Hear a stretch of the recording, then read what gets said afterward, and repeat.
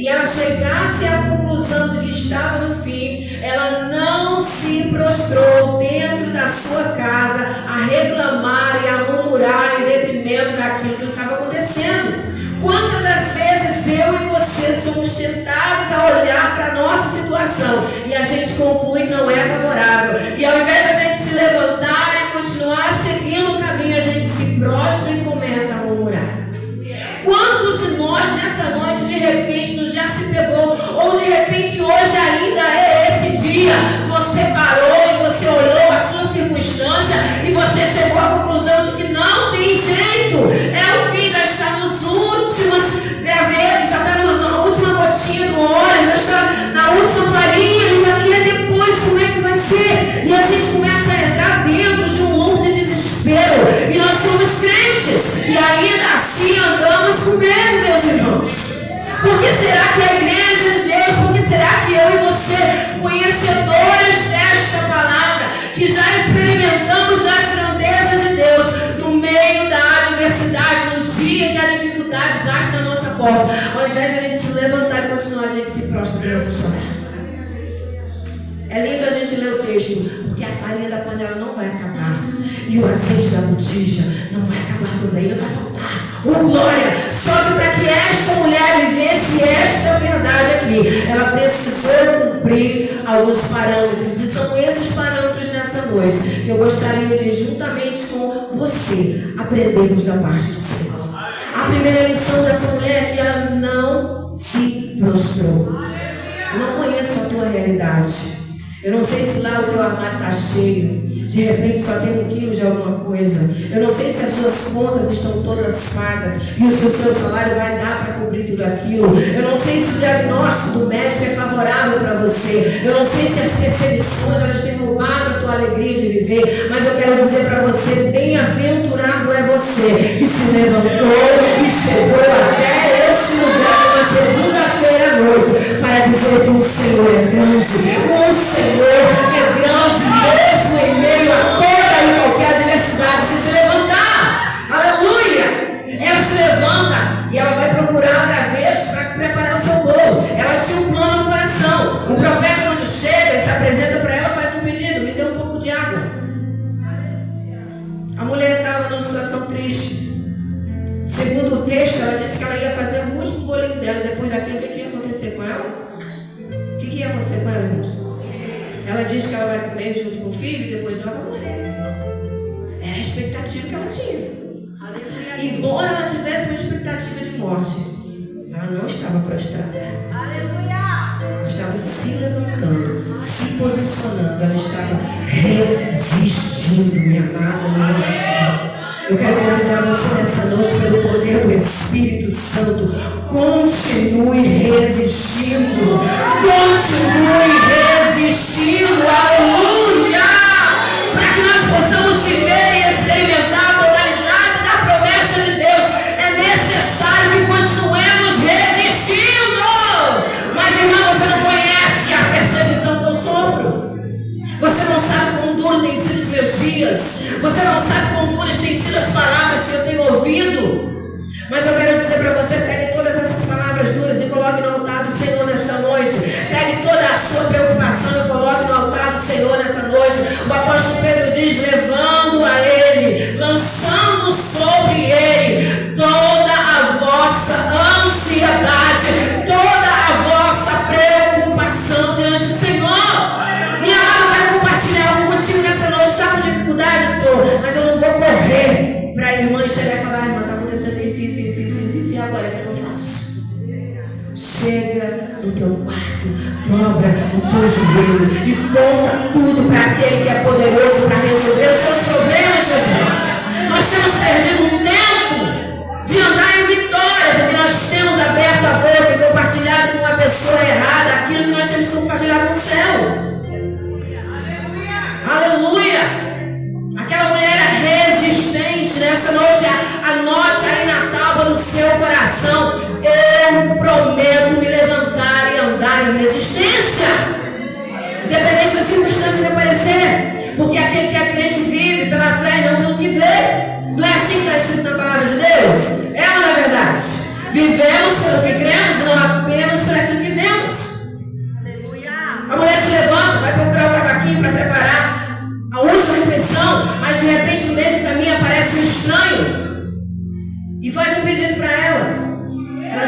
necessidade, ela tinha tristeza, ela tinha um plano. Ela tinha um plano e esse plano era de morte.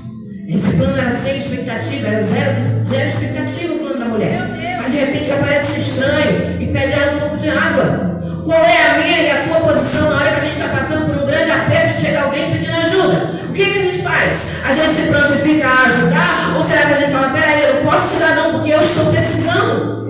Será que muitas das vezes essa tem sido a postura da igreja, essa tem sido a minha e a tua postura? Olhar para a nossa necessidade, olhar para a nossa escassez e esquecer de quem está precisando perto de nós. A Bíblia diz que ela se levanta, ela é generosa. Na mesma hora que o profeta lhe pede, ela levanta e vai. Ela não disputa, ela não vai para pensar, será que vai faltar para mim? Não, ela levanta e vai.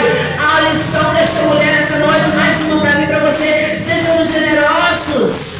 Olhe em volta. Veja se alguém tem precisado de você, meu amado, minha amada. Veja se você tem sido útil para o reino de Deus. Porque é para isso que a gente foi chamado, para sermos úteis. É lindo a gente cantar que vai se gastar na obra. Mas na hora que a obra quer gastar, a gente fala, não, estou cansada hoje. Tenho muitas coisas, eu tenho muitas preocupações. Não posso, pastor, não posso fazer isso não. Eu já tenho muitas atribuições. O que? Ajudar a irmã do grupo? Não. Ela que deu o jeito dela, porque as minhas preocupações são maiores. A viúva de Sarepta, para ela experimentar o azeite e a farinha sendo multiplicados, ela precisou oferecer generosidade a quem precisava dela. A palavra do Senhor, amados, no livro de João, no capítulo 4, no versículo 14, vai contar a história de uma mulher que ia buscar água no momento inoportuno. Todo mundo conhece bem a história dela, não era bonita, não era favorável, ela estava procurando a água num horário inapropriado, porque a sociedade não podia encontrar com ela naquele momento, senão ela ia ser rechaçada, mas de repente ela se encontra com aquele que é a fonte da água, e ele fez uma promessa para ela, olha só, se você beber da água que eu te der, nunca mais você terá sede, porque a água que eu te der fará dentro de ti uma fonte a jorrar para a vida eterna.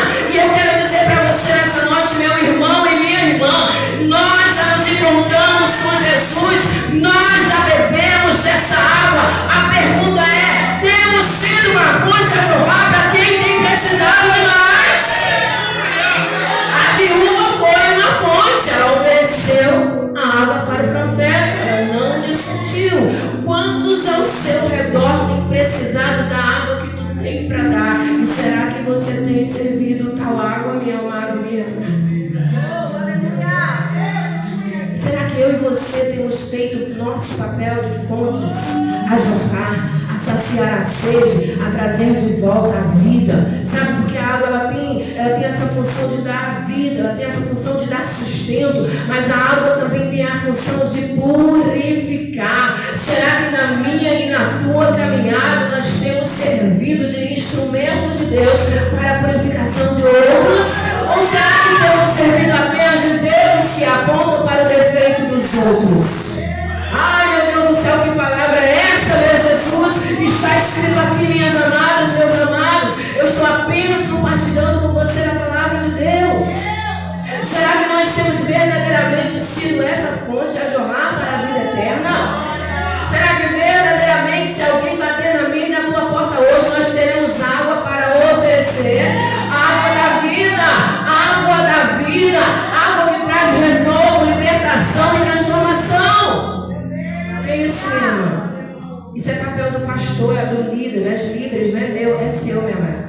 Está escrito aqui, aquele que beber da água que eu lhe desse, fará nele uma fonte a jorrar para a vida eterna. Aleluia.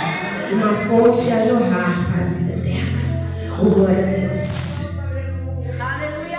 A caminhada com Cristo, Ele mesmo disse, tem aflições, tem sim. Esse dito de um evangelho de vitória, de glória, de alegrias, é só vitória, não tem difícil. A diversidade foi o caminho sim. Porque o Senhor precisa que a noiva esteja preparada. E para que a gente entre no preparo de Deus, é necessário passar por algumas adversidades. Porque essas adversidades elas vão nos purificar. Sabe, vai tirar os caroços, vai tirar os defeitos, vai tirar aquelas coisas, sabe, aqueles espinhos. Temos visto, infelizmente, no meio da igreja de Deus, crentes há 20, 30, 40, 50, cheio de caroço, cheio de espinho. Por quê? Porque tem faltado observarmos a palavra de Deus com sinceridade. Porque Ele já deu uma fonte para nós, mas a gente tem insistido em segurar a água só para a gente. A gente tem olhado só para a nossa circunstância, só para as nossas necessidades. Abra seus olhos nessa noite, olhe em volta, veja quantos estão precisando de você, veja quanto de Deus você tem carregado e você precisa passar isso adiante. Veja, entenda nessa noite, você não é poço, você é fonte de água para alimentar a outros que têm sede. Aleluia! Ele pede água para ela, ela prontamente se vira para buscar água, mas antes que ela termine o caminho, ele falou: volta aqui. Traz para mim também um bocado de pão. Agora imagine você na situação dela. Você olhou lá no seu armário, só tinha um pouquinho de farinha, só tinha um pouquinho de azeite. E além de alimentar você precisava alimentar seu filho. Será que essa pequena quantidade de farinha, essa pequena quantidade de azeite vai fazer um bolo suficiente para alimentar a criança e ela? Agora, no meio desse cenário de impossibilidade e desse plano que, como eu já havia dito, ela disse: eu vou comer e depois eu vou comer. No meio desse cenário, o profeta é ousado e disse: volta aqui, traz também para mim um pedaço de pão. Traga para mim também um pedaço de pão. O Senhor bate na sua porta nessa noite. Você detém da água, mas você também pode oferecer um bocado de pão. Aleluia. E ela pegou e expôs para ele a situação dela. Olha só, profeta, eu tenho me levantado, eu tenho sido resiliente, a seca tem castigado, a necessidade tem chegado, ela chegou lá na minha casa. Olha, se eu te contar, lá na minha cozinha só tem um pouquinho de farinha e um pouquinho de azeite. E depois que eu fizer esse último bolo, que eu estou aqui levando esse cavalo para poder preparar, vai acabar, eu vou comer, vou dar para o meu filho e depois a gente vai morrer, porque não temos mais expectativas. Aí o profeta disse para ela assim: muito bem, faça como você planejou. Ela tinha um plano. Ele disse: faça como você planejou. Você pode ir preparar o pão, só que primeiro, antes que você faça o pão para você, traga um pedaço para mim. Minhas irmãs, você sabe que eu aprendo nisso? Porque por mais incrível que pareça, por mais difícil que pareça essa situação, se a gente se colocar no lugar dela, imagina ter só um bocadinho de comida. E você ainda tem que dar para o outro. Se coloque no lugar dessa mulher. Só de um pouquinho. Mas ele desafiou. Faz para mim primeiro. A gente percebe que ela expõe a Jesus, ao profeta, a sua situação. E eu quero convidar você nessa noite pelos olhos da fé. Exponha para Jesus a sua situação. Exponha para Jesus a sua escassez. Exponha para Jesus aquilo que você tem precisado. Repare bem, mas é para Jesus, não é para A, não é para B, não são para terceiros. Exponha para Jesus a sua situação. Porque Ele é poderoso para reverter o quadro. E a mulher sabe o que ela faz, meus amados? Diferente de mim ou de você, que a gente iria dizer para ele: você não vai embora da tua casa, cuidar da tua vida, porque o que eu tenho é para mim, é pouco, é meu. Aleluia. A história diz que ela vai lá e ela faz isso. Porém, repare bem, versículo de número 13, disse: não temas. Ela expôs a situação para o profeta e o profeta disse para ela: não temas. Vai e faz conforme o teu plano. Qual é o plano que você fez nessa noite? Jesus está dizendo para você nessa noite: não temas. Vai e faz conforme a tua palavra. Porém, faze disso primeiro para mim um bolo pequeno e traz-me para fora. Depois disso, fará para ti e para o teu filho. Porque assim diz o Senhor Deus de Israel: a farinha da panela não se acabará e o azeite na botija não faltará até o dia que chova sobre a terra. irmãs escolheram esse versículo. Versículo da vitória, a vitória da mulher. Nós entendemos que ela viveu de fato isso. A farinha da panela daquela mulher não acabou. Aleluia. Ela achava que naquele dia ela ia voltar para sua casa, ela ia fazer o último bocado de alimento e depois dali era o fim. Mas mediante a uma atitude de fé, a uma atitude de obediência, ela viveu o sobrenatural de Deus. Aleluia. Eu quero convidar você nessa noite, meu irmão e minha irmã. Vamos olhar para dentro de nós mesmos e vamos observar e medir a nossa medida de obediência diante daquilo que o Senhor tem nos pedido. Qual é o meu nível de obediência, meu pastor? Qual é o meu nível de obediência, minha liderança no grupo das mulheres? Qual é o meu nível de obediência dentro do meu trabalho? Ou será que eu sou toda poderosa, que eu só faço o que eu quero e que eu não quero nem saber da necessidade do outro? Aleluia. Oi, irmãos, eu sou crente ou eu sou bobo? Eu quero dizer para você que você é crente e deve ser obediente. Porque se houver obediência, não haverá multiplicação de farinha, não haverá multiplicação de azeite. Em vão servirá ao Senhor se andar em desobediência. E aí você vai pegar a palavra e você vai ler, e você vai achar bonito só a parte em que a farinha da mulher não se acabou e que o azeite da mulher não se acabou. Mas você se esqueceu de observar que ela foi resiliente, ela não foi murmuradora. Você esqueceu de observar que ela foi generosa, que ela atendeu ao pedido do necessitado e que ela foi obediente. O cenário não era favorável para ela dar pão para ninguém, era? Era favorável? Ela tinha condição de distribuir o pão que ela tinha para alguém? Não, ela não tinha. Humanamente falando, ela não tinha condição nenhuma de dividir aquilo, porque era pouquinho, ela mesmo disse, é um bocado, é uma coisa que cabe aqui, ó, dentro da mão, um punhado. Algo que cabe dentro da minha mão e da tua mão. Aleluia. Será que hoje as expectativas em Deus que te trouxeram a este lugar têm sido honrado?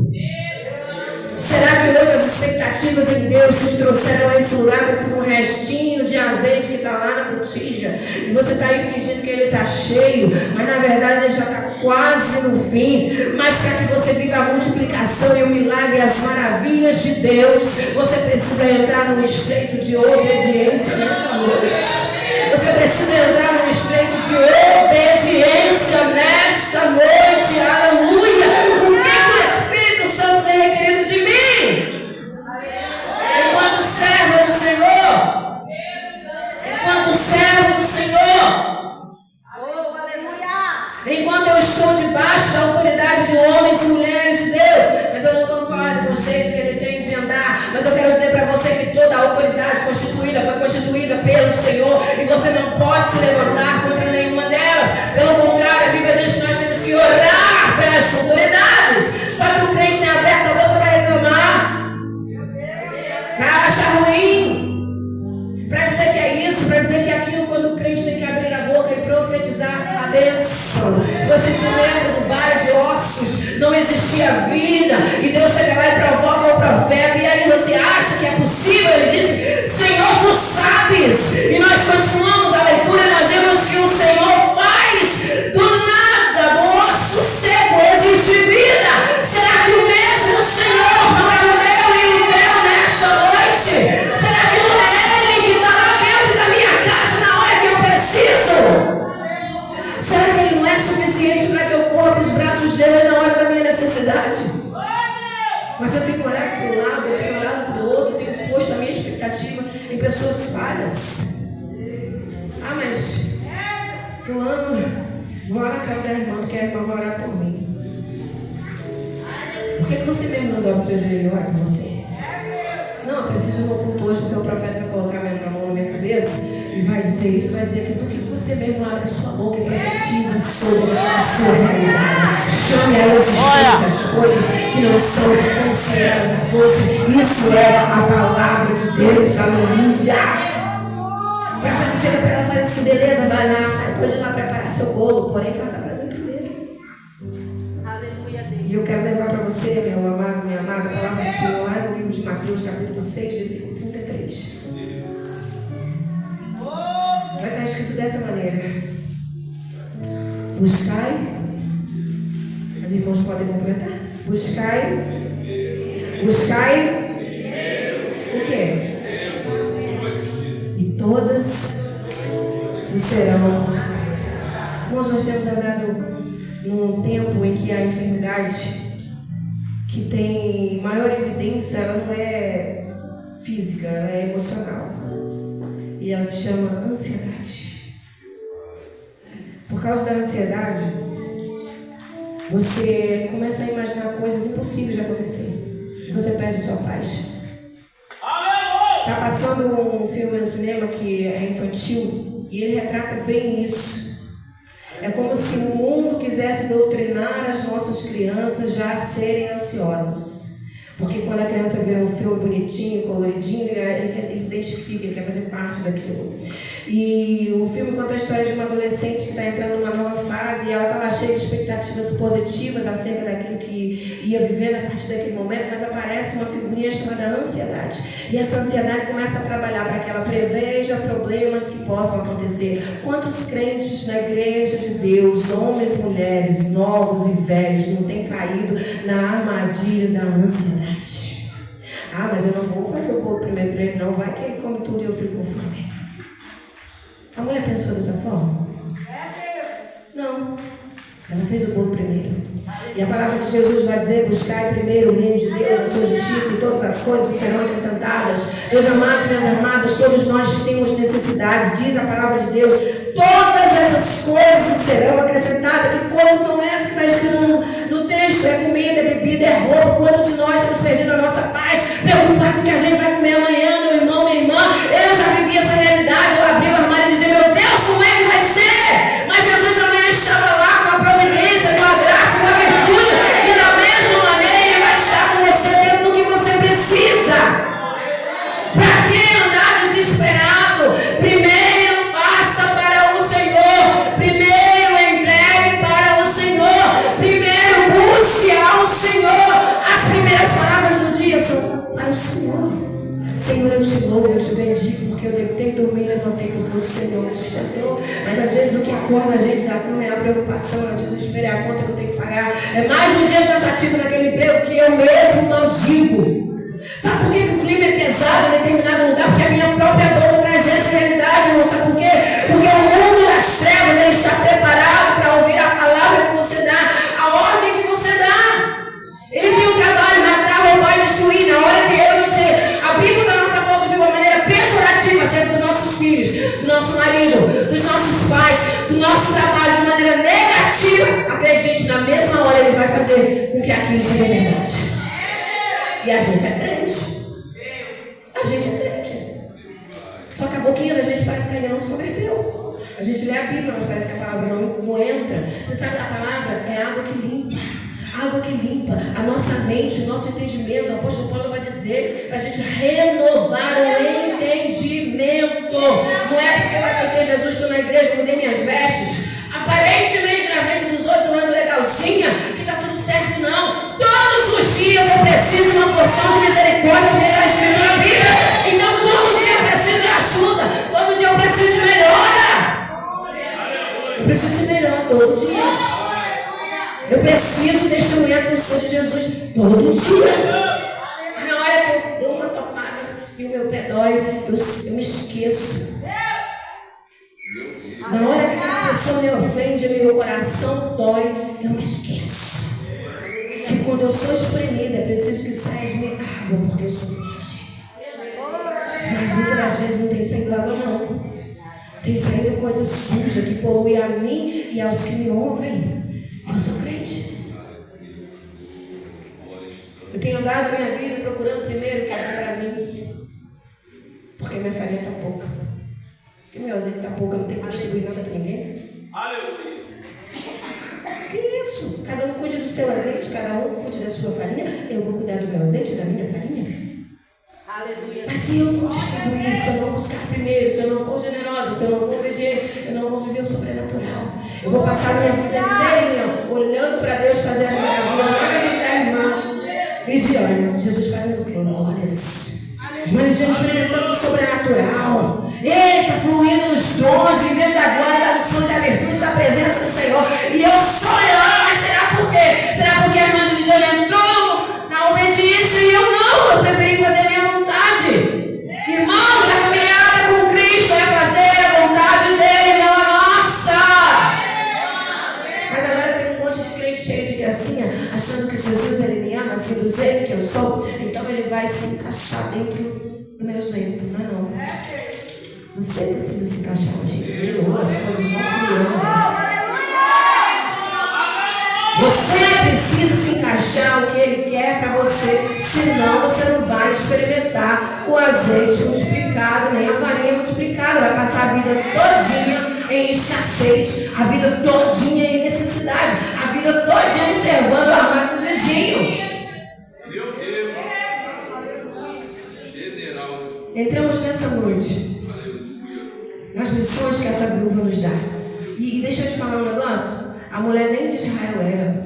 A mulher era estrangeira. A mulher vivia numa terra onde adorava ídolos mortos. Mas o profeta de Deus chega na casa dela, porque o profeta já tinha dito: olha só, vai lá, porque eu já falei para uma viúva de chegar. Elias de repente chega lá e pensa assim: devo chegar lá em Sidom, numa casa muito chique, uma mulher muito abastada, né? Poxa, vai me sustentar, deve estar de boa de situação. Quando ele chega lá, é uma viúva pobre. Às vezes Deus te deu uma ordem que você vai, aí tu enche o coração de expectativa, chega lá, eita, vai chegar lá, vai ser maravilhoso, vai ser tudo favorável. Mas quando você chega lá, assim como o profeta, a sua boca tem que mudar o ambiente para o qual você foi. A sua boca precisa mudar o ambiente no qual você foi inserido. Quando ele chega lá, ele diz: olha só, assim diz o Senhor. Fazendo para mim primeiro, obedecendo primeiro, a tua farinha, a tua panela não vai se acabar. O azeite da tua botija não vai secar. A viúva de Sarepta, ela ousou trocar o plano dela, que era humano. Quantas vezes a gente tem um plano, né? Dentro do nosso parâmetro, eu costumo dizer que o nosso parâmetro é esse aqui, ó, nosso campo de visão. Esse é o meu parâmetro. Eu não sei o que está acontecendo em cima desse teto. Eu não sei o que está acontecendo atrás dessa parede. O meu parâmetro é só esse aqui. E muitas das vezes o parâmetro humano é assim, limitado, pequeno.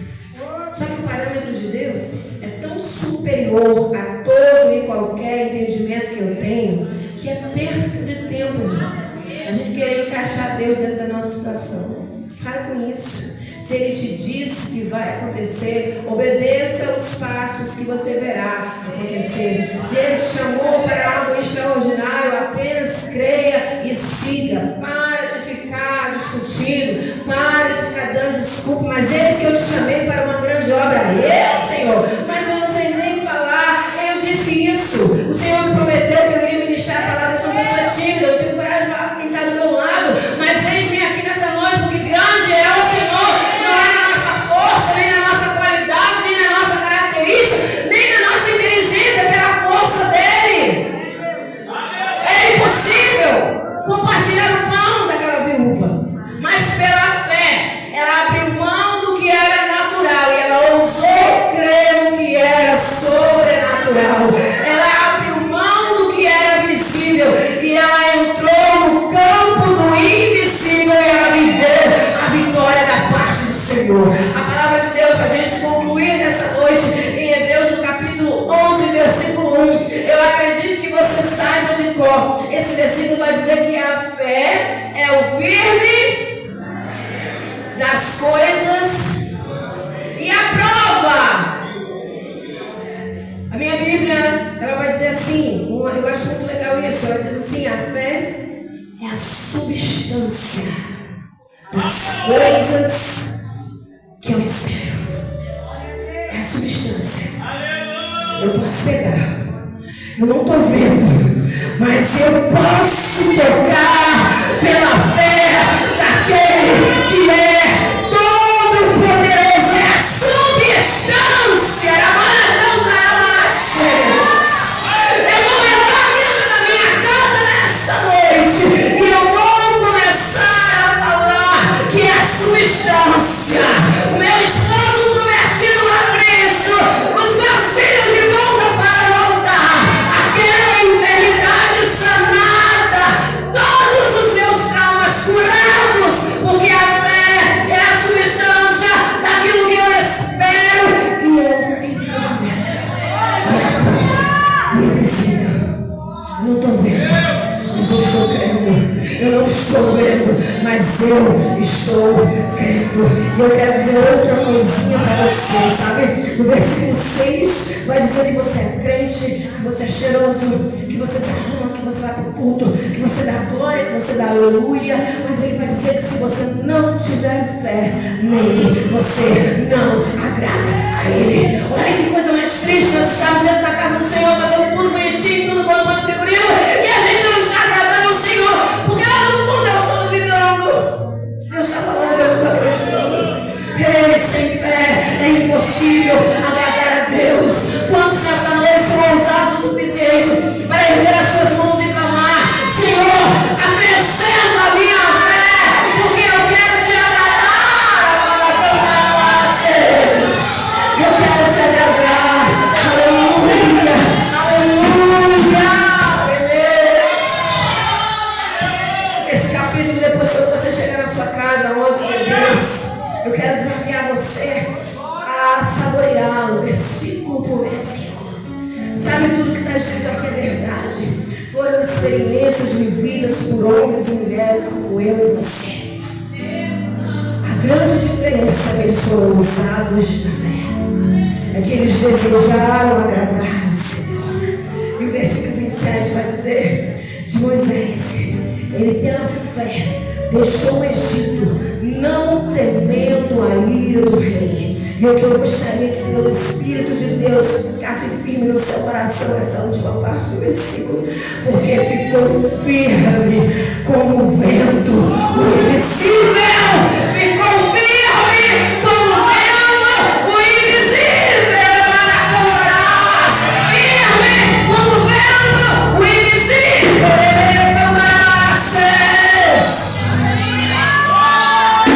A viúva viu que era invisível, porque o visível era panela seca, o visível era botija seca, mas o invisível era farinha transformando na panela e azeite transformando